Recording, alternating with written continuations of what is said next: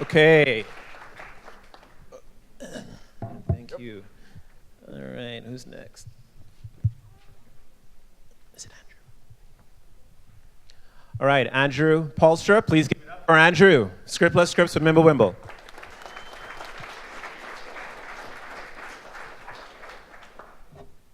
All right, I think I prefer this mic. Or that a clicker? Cool.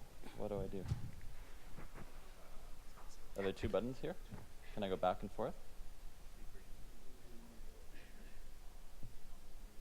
The pointer. How do I go to the next slide? The green button? There's no. Oh, I see. That's not a button. Then how do I go back? All right, we can't go back. Cool. All right. So, hi everyone. I am Andrew Polstra. I am the research director at Blockstream, and I want to talk about a research project that I've been doing over the last couple of years called Scriptless Scripts. This is something that I've talked about.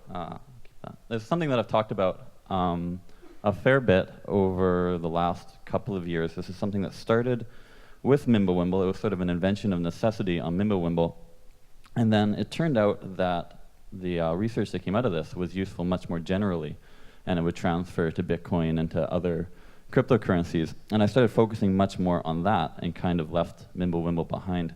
But the fact is that this came from Mimblewimble, and actually if you were to use this kind of stuff on Mimblewimble, there are kind of new challenges and new things to think about as far as deploying it. So that's something that I want to talk about today, and that's something that I haven't really talked about very much over the last year or two. Okay, so first, let me give a little bit of history, just like a quick 3-sentence history of Mimblewimble.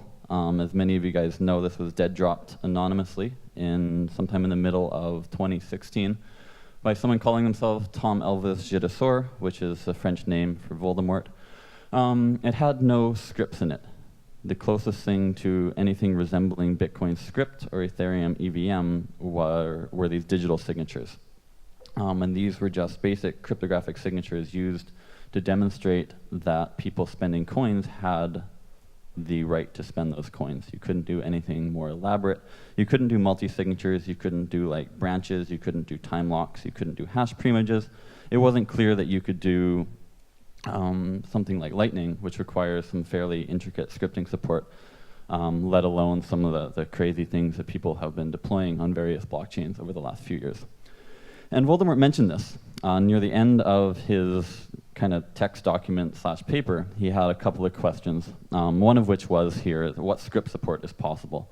And he says we need to translate script operations into some sort of discrete logarithm information, which is a very weird way of saying that he needs a way to somehow imbue these basic cryptographic digital signatures, these Snore signatures or whatever, with the semantics of a scripting system. And how do you do that? And it wasn't clear that this was possible. Voldemort seemed to think that, he had no idea whether this was possible. He didn't see any way, he didn't give any hints as to what to do. And that's what scriptless scripts are. It turns out it's exactly directly an answer to this question. It is a way to translate script operations into some sort of discrete logarithm information. Okay.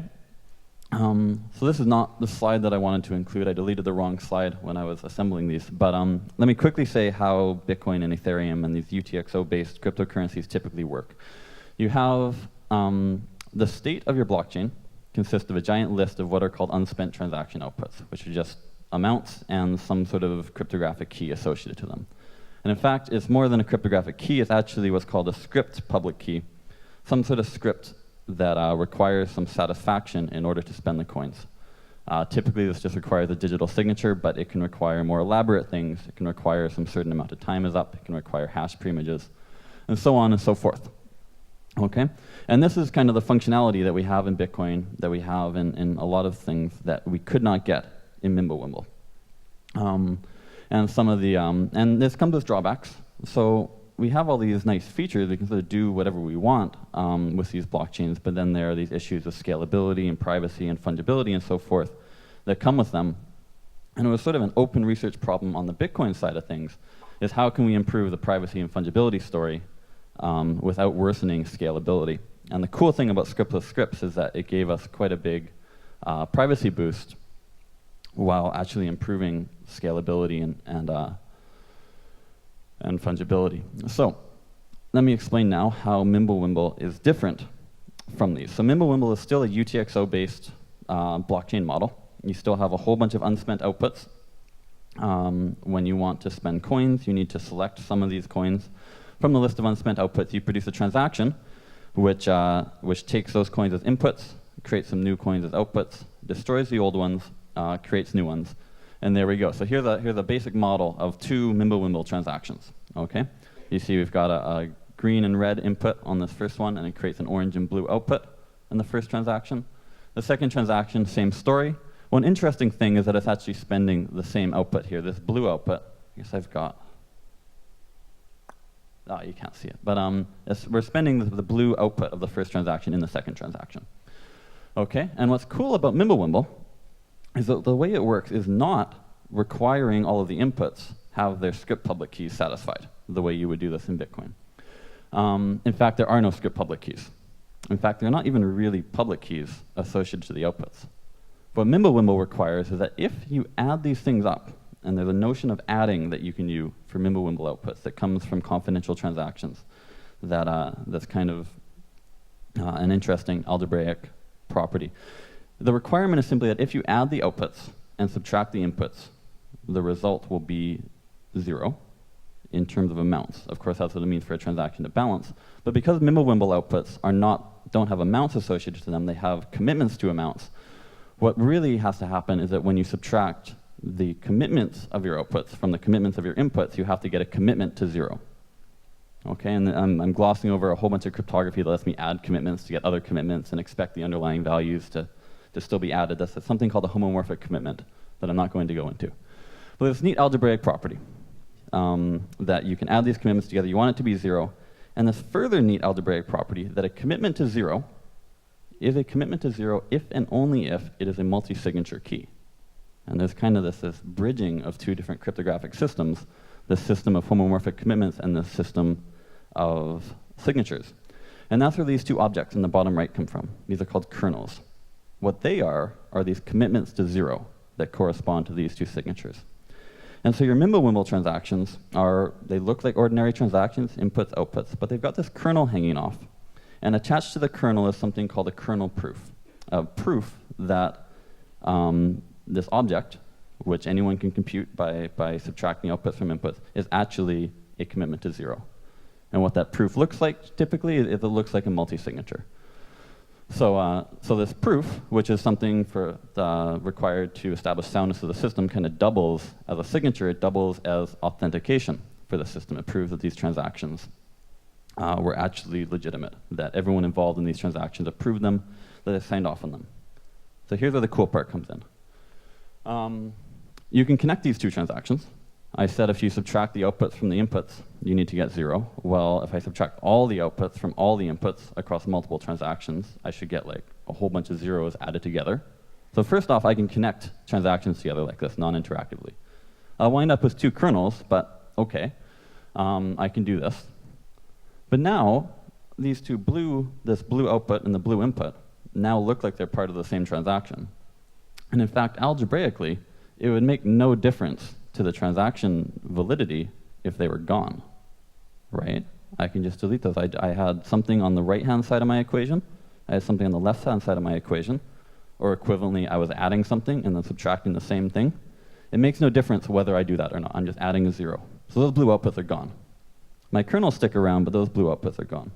And the way Mimblewimble works is that you do this over every single transaction in the blockchain. And you find that the only outputs remaining are the unspent outputs, like the currently unspent outputs. And the only inputs remaining are like your Coinbase inputs, just creating coins out of thin air. So you get like this deletion happens really aggressively across the entire blockchain, and you get a lot of space savings this way. And you save a lot of validator time this way, because these outputs have something called a range proof attached that are a bit expensive to verify. And then basically only the kernels remain eventually. But we can see now from this picture that if these blue outputs can be deleted and future validators never see them, that there is no ability to attach script conditions to these at all. And this is kind of like the fundamental problem of Mimblewimble, is how can you attach script public keys, how can you attach any spending conditions to these outputs when you can't expect validators to even see these outputs at all.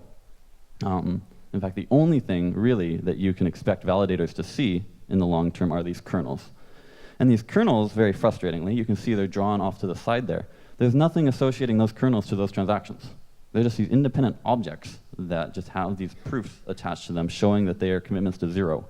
And there is nothing that anybody can say that would link a specific kernel to some particular transaction, other than by doing, like timing analysis or chain analysis or other underhanded things that you certainly can't expect validators to be doing reliably. So, if all we've got are these kernels with no transaction data associated to them, how could you attach any script information?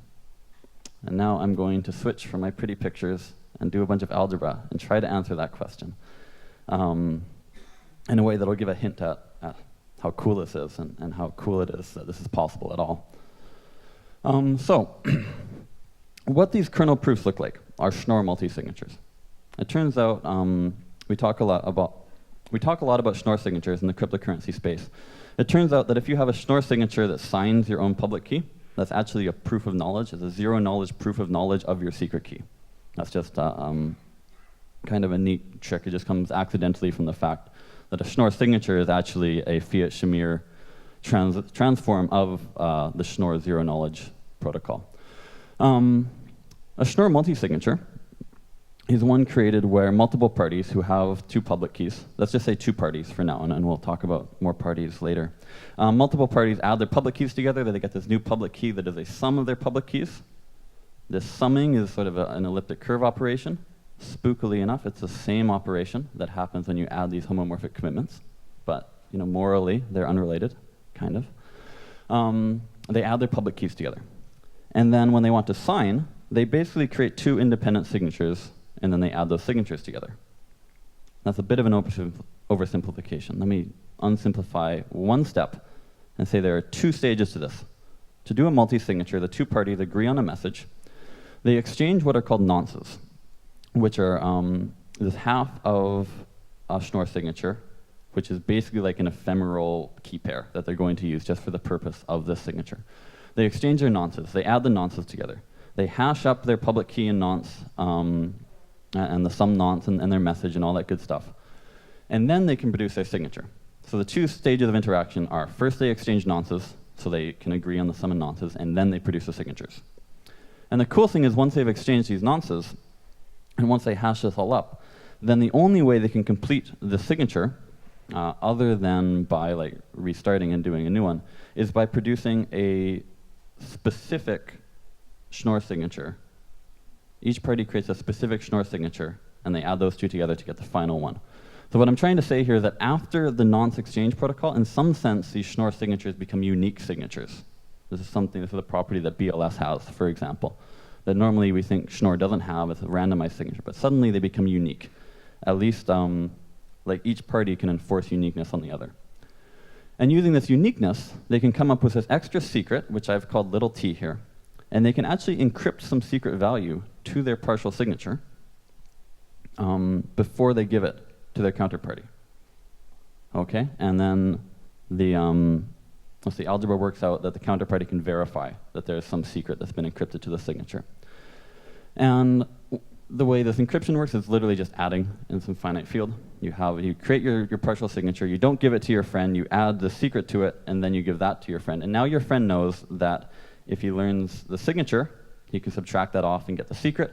If he learns the secret, then he can subtract that off and get the signature. So there's somehow this equivalence of learning something that's happening here. Okay? So how can we use this? So I'm going to try to be less algebraic now and just say we have somehow this ability to do a multi-signature protocol where one party has to reveal a secret in order to complete the protocol.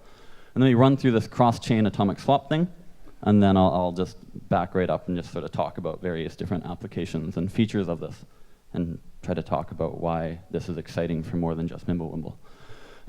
So let's suppose we've got let's say they're Mimblewimble chains. So 10 A Mimblewimble coins for 5 of Bob's B Mimblewimble coins. I'm not going to name any specific projects because there's tension in the room, I heard. Actually, not in this room, is there? There's probably another room down the road that doesn't like us. So on the respective chains, each party moves their coins to these 2 of 2 outputs, controlled by these sum of keys kind of outputs. So now, in order to move Alice's A coins, both Alice and Bob need to create a signature together. In order to move Bob's B coins, both of them need to create a signature together. And their goal is that eventually Alice's A coins are going to go to Bob, and Bob's B coins are going to go to Alice. But neither one wants to go first, of course, because whoever sends the coins first then has the risk that their counterparty is going to run away. So instead they do the protocol that I kind of hand-waved a little bit there on the previous slide, where, let me make sure I don't reverse Alice and Bob.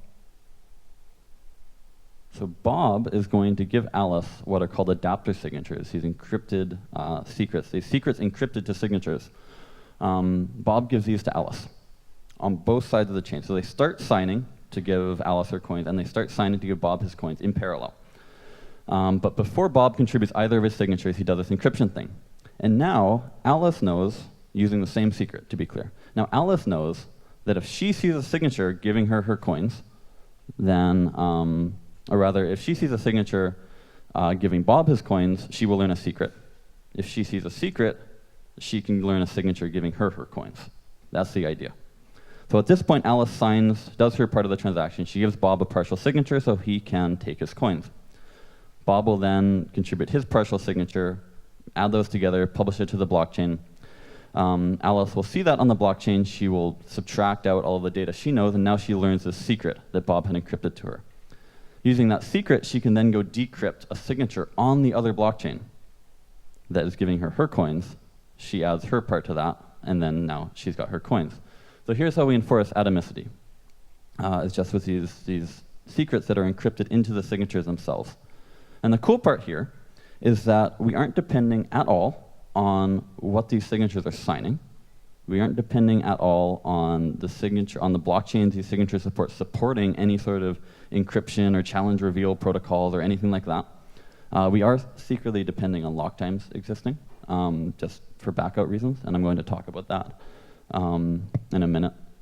But we really need very little from the blockchains themselves, and in particular, Mimblewimble is sufficient for this. These Mimblewimble kernels are sufficient for this.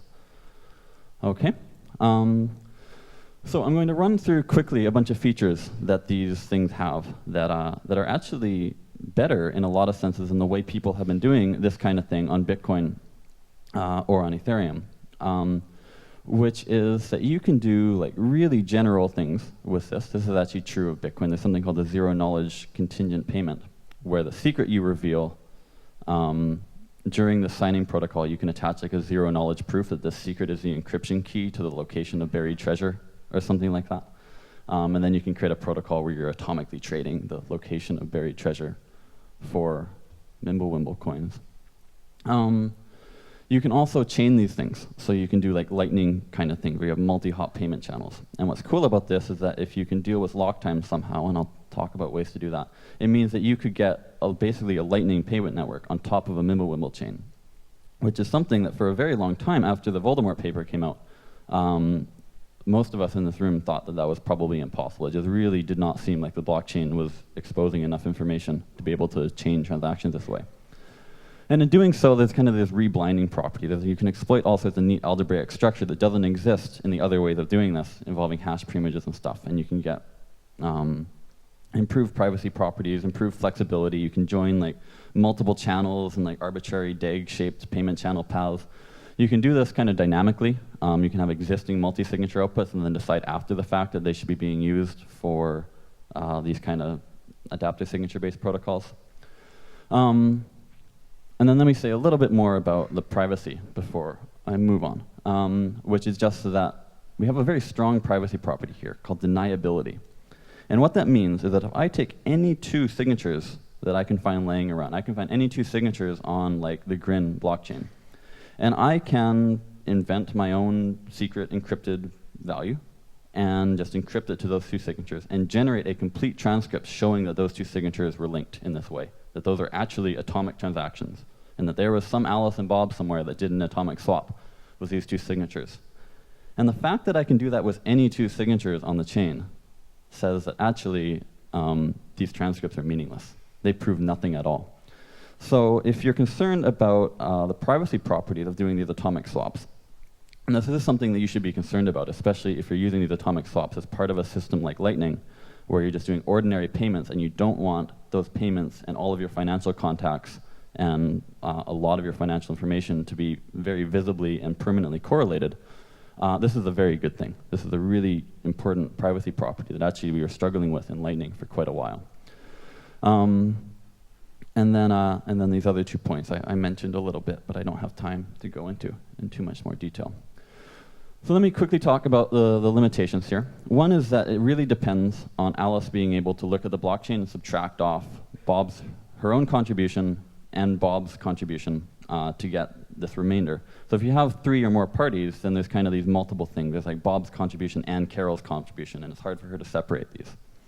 So it's difficult to extend this stuff to multi-signer protocols. Although, as long as 2 people are signing, if you're doing some weird thing like a threshold signature with a 2 of 3, then you're still okay. That's kind of neat.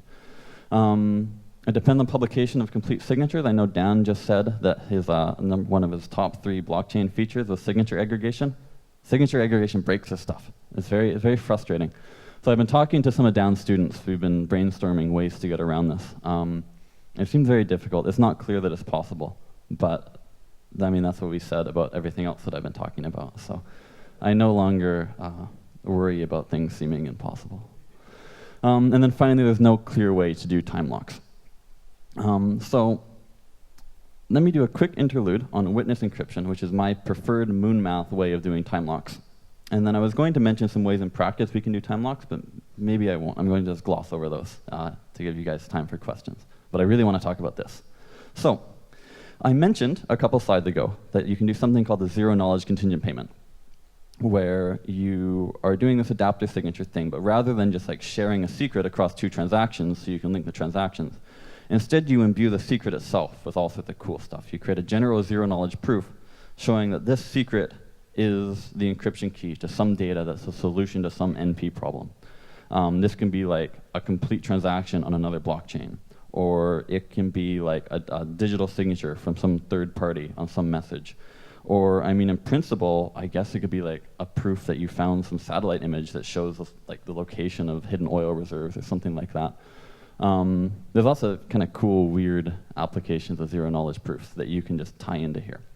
But these all require that the party doing the encryption knows what secret they are encrypting. And in particular, it requires that they know how, like they know the secret and they know how that secret solves whatever problem they're claiming that they're solving. But there's something more, I'm trying not to say like more general, but like very different, but that allows us to generalize this, called witness encryption. And what witness encryption lets you do is it lets somebody encrypt some data to the solution of some problem without knowing the solution itself. Okay?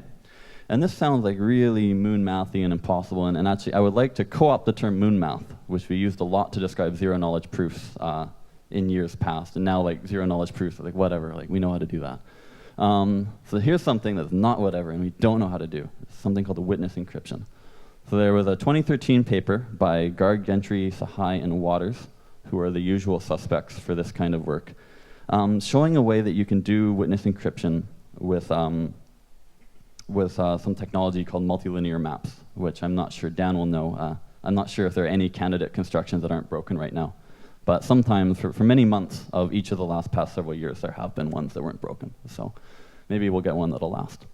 And using this witness encryption, I can create a problem statement that's something like, starting from the current Bitcoin block tip, I want 1,000 Bitcoin blocks that each build off of it with a valid proof of work. And I can encrypt to the existence of that. And then I can go do an adaptive signature protocol on a Mimblewimble blockchain where I encrypt one of my signatures to that fact. And so now I am using the Bitcoin blockchain as a time oracle and encrypting to a future Bitcoin block, which then will, for example, let me reveal my private key after that time is up. And then we can get a time lock, like a refund transaction that will only take effect in the far future. And this is something that I can do with reference to basically any time oracle that I want to use that I think will be reasonably consistent and which I can somehow like cryptographically describe. So the Bitcoin blockchain would be such a thing, like any time stamping service that provides signatures with a predictable key, you could use such a thing. And the cool part is that you don't need any support from Bitcoin, you don't need any support from Mimblewimble, you don't need any real support here except for the two parties doing this protocol. And you can use just an arbitrary or multiple time oracles for this. And that's very exciting. And if we could do this, like, I mean, that's just like the one most like important application here, or the most immediately important application. If we could do this, we could do pretty much anything. I mean, we can encrypt to the solution of arbitrary stuff. I could put up coins on Mimblewimble that could be taken by somebody who could solve the twin prime conjecture, or who could prove the Riemann hypothesis in principle. And that's something that you can't do today on any blockchain. And like realistically, it would be very hard to do, even if you had this stuff. But in principle, it would be possible, and that would be really, really exciting. So that's my preferred solution for time locks. Other ways involve like adding time locks, like adding explicit time lock fields to Mimblewimble transactions, requiring validators have like an index of kernels, and then you can require a new kernel only be allowed in the blockchain after some old one is buried for so many blocks, and you can get relative time locks that way. And I think the last time I looked at what Grin was doing on this front, although I don't follow development as much as I'd like, they were going to do something like this. And I heard this from a few people a couple years ago, so I hope it's moving forward. But these have validation costs, they have privacy costs because you're publishing stuff in the blockchain. And so it would be much cooler if we could use witness encryption to do this. So this talk is really kind of a call to arms to all the cryptographers in the audience to get witness encryption happening. And it would be really, really cool if we could do that. Cool. So that's it. That's really the end of my talk. So thank you all for listening to me. Thank you, Andrew. Do I have time for questions? We are just up on time, but we could take one question. Is that okay? Yeah. One question for Andrew? All right, you get I'm not the bad guy. All right, in the back.